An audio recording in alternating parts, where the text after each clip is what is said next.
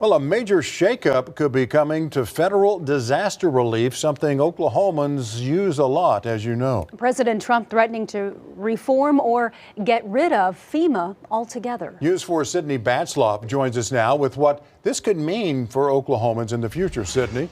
Kevin, Jolene, Oklahoma ranks among the top states for federally declared disasters, so changes to FEMA could have a big impact here in the Sooner State. One lawmaker thinks we should start preparing and have a game plan in case it goes away completely.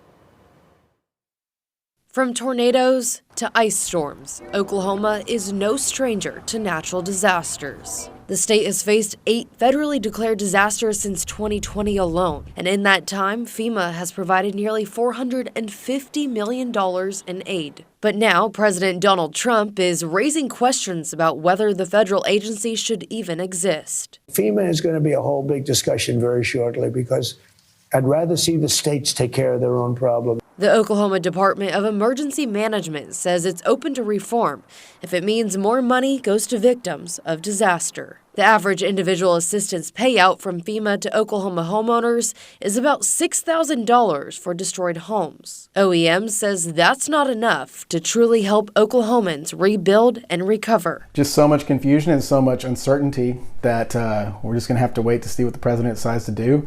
I would like to get ahead of that, though, and that's what this is all about. Democrat State Representative Jacob Rosecrans already working on legislation called the GRIT Act. We're trying to help folks who need the help should FEMA not exist anymore. If passed, it would give additional funding to OEM to provide grants to help those impacted by disasters. Representative Rosecrans still needs a senator to sign on to the bill, but he says it's an important first step in the conversation about how Oklahoma would respond if FEMA were to be eliminated. We reached out to FEMA to ask how eliminating the agency would impact Oklahomans. We did not hear back.